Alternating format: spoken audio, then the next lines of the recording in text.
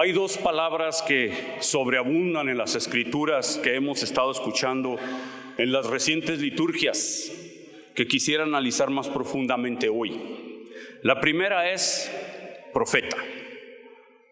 Profeta. Hemos escuchado mucho acerca de la mención de los profetas y su importantísima misión en el servicio del Evangelio. En términos generales, un profeta es una persona que habla la verdad de Dios a otros. Aunque en la Biblia se mencionan cientos de profetas a través de la historia, continuamente escuchamos la mención de Moisés y los profetas. Ser profeta de Dios no fue nada fácil. Y digo yo fue porque se considera a San Juan el Bautista como el último de los grandes profetas. Y de ahí surgieron los discípulos, los apóstoles, los enviados, los testigos.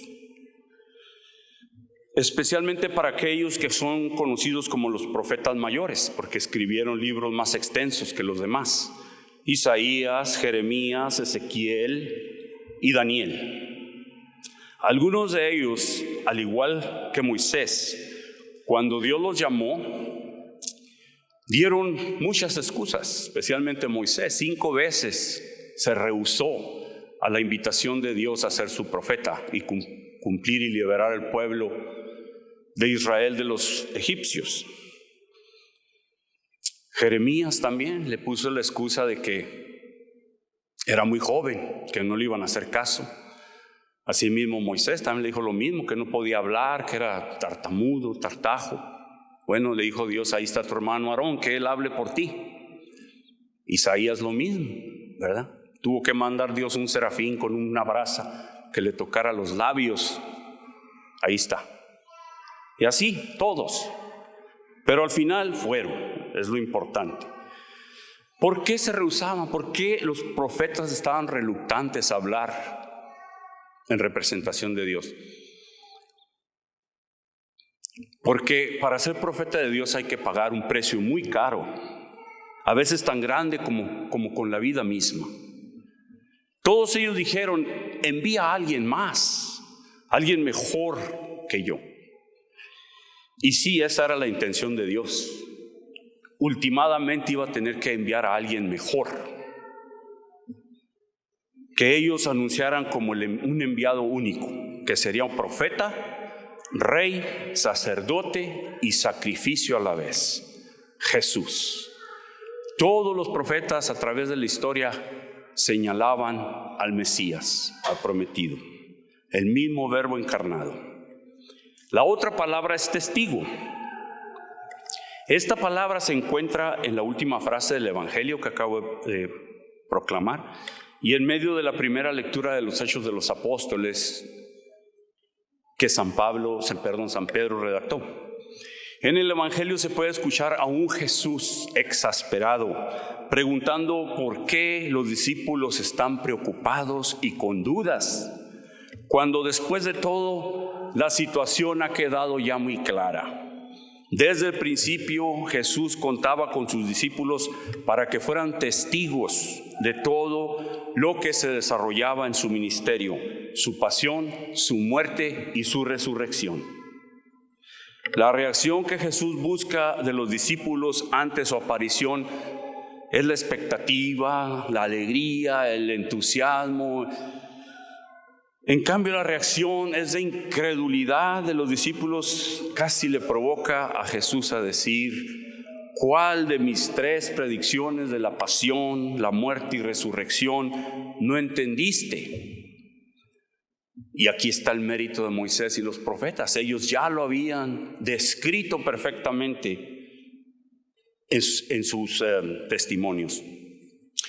Jesús esperaba que sus discípulos se reunieran, planificaran las estrategias para comenzar a evangelizar, a llevar las buenas nuevas al mundo. Sin embargo, se enfrenta con la inesperada necesidad de convencerlos aún más de que en verdad ha resucitado entre los muertos, como lo había predicho por las escrituras de Moisés y los profetas. que la predicación del arrepentimiento para el perdón de los pecados debería ahora ser generalizada y que naturalmente los apóstoles son ahora testigos de todo eso. Bueno, tal vez Jesús estaba esperando demasiado de ellos, estaban muy asustados, pensaban que estaba un fantasma, era un fantasma, tenían miedo. Sin embargo, después de leer las palabras de Pedro en la carta de los Hechos de los Apóstoles, San Pedro parece tener finalmente y bajo control el conocimiento de lo que es un buen testigo. Revuélvanse al rato que lleguen a sus casas, ahí están las lecturas, y repasen la primera lectura otra vez. Y con gran elocuencia da una letanía de su testimonio en frente del Sanedrín, en frente de los que condenaron a Jesús, con valentía, estrategia, determinación y convicción. San Pedro en ese discurso cubre todos los puntos destacados por Jesús en ese momento del Evangelio. Sí, hemos notado la transición del trabajo de los apóstoles, la intervención de Jesús y cómo es la reacción de un testigo.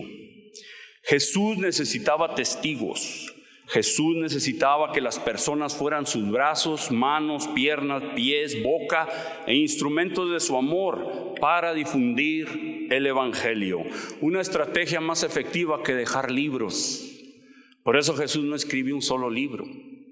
Dejó una comunidad, dejó testigos. Y lo que hicieron esos 12 hombres cambió el mundo. El padre José Antonio Pagola, lo sigo yo en su blog, escribe lo siguiente, me gustó porque tal vez es lo que yo necesito más de esta opinión. Dice el padre: la fuerza decisiva que posee el cristianismo para comunicar la buena noticia que se encierra en Jesús son los testigos. Esos creyentes que pueden hablar en primera persona, los que pueden decir: esto es lo que me da vida a mí hoy. San Pablo lo dijo así: ya no vivo yo, es Cristo quien vive en mí. El testigo comunica su propia experiencia. No cree teóricamente cosas sobre Jesús, cree en Jesús porque lo siente lleno de su vida. No solo afirma que la salvación del hombre está en Cristo, él mismo se siente sostenido y fortalecido, salvado en él. Y eso se contagia, hermano. En Jesús vive algo que es decisivo en su vida, algo inconfundible que no se encuentra en otra parte. Su unión con Cristo resucitado no es una ilusión, es algo real que está transformando poco a poco su manera de ser. No es una teoría vaga y etérea, es una experiencia concreta que motiva e impulsa su vida. Algo preciso, concreto y vital. No son teorías, no son remedios, es algo concreto, algo palpable, algo que se siente. El testigo comunica lo que vive, habla de lo que le ha pasado a él en el camino, como empezó nuestro evangelio de hoy con esos 2 de Emaús. Dice lo que ha visto cuando se le han abierto los ojos, ofrece su experiencia, no su sabiduría, irradia y contagia vida, no doctrina. No enseña teología, hace discípulos con Jesús. El mundo de hoy no necesita más palabras, hermanos. Ya hemos oído todo, dijo un sabio, todo ya se ha dicho una vez, pero hay que repetirlo otra vez porque nadie escucha. Ya no necesita palabras, teorías y discursos. El mundo de hoy necesita vida, esperanza, sentido, amor. Hacen falta testigos más que defensores de la fe, creyentes que nos puedan enseñar a vivir de otra manera porque ellos mismos están aprendiendo a vivir de Jesús, concluyó el padre Pagola. Yo recuerdo una señora aquí, anciana ella, muy seria, pero ella estaba en todo. Estábamos en el Via Crucis, ahí se apuntaba a ella. No quería ni un papel, nada, solamente le daban su túnica de mujer del pueblo y por años nos acompañó. Un día dejó de venir y me di cuenta que se cayó y ya no podía caminar. Pero mientras yo encendía el televisor y allá la veía en el Capitolio con un letrero apoyando Provida, ¿verdad? La vida de los niños no nacidos, a los inmigrantes. Allá estaba ella con su letrero, hacía frío, calor en el Capitolio. Y yo le decía, ella la conocí yo en las clases bíblicas, y yo le decía, ¿por qué no da una enseñanza a usted? Dijo, porque no sé leer ni escribir. Y esto a mí me convence, mis hermanos, que no necesita ser una persona de alta escuela para ser testigo de Cristo. Ella de esa manera me enseñó que inclusive estar sometido bajo la ignorancia de no saber leer y escribir no es un motivo para no proclamar el evangelio con tu vida. Y obviamente su familia irradiaba alrededor de la fe de esta abuelita. Y para allá voy, dice, a lo largo de nuestra propia vida hemos sido afectados por testigos de la fe, testigos del evangelio. Hemos sido nutridos de muchas formas por padres, abuelos, con mención honorífica a los abuelos, porque los abuelos son los mejores catequistas que hay. Déjenme les digo, yo escucho programas aún en inglés, donde treintañeros, cuarentañeros cuentan su testimonio y dicen que han regresado a la fe por la manera que sus abuelitas los ponían a rezar el rosario, los ponían a rezar la Divina Misericordia, a tenerle devoción a la Virgen. Eso los ha hecho regresar después de una ausencia. ¿Se recuerdan de esas enseñanzas? Abuelitas que estén aquí, por favor, encarecidamente, ustedes son las que tienen la gran tarea de evangelizar a la nueva generación, porque ustedes son profetas, son testigos a la vez. Así es que mención honorífica para ustedes, hermanos, tías, tíos, padrinos, sacerdotes, catequistas, mejores amigos, profesores universitarios, hermanos, hermanas religiosas, movimiento familiar cristiano.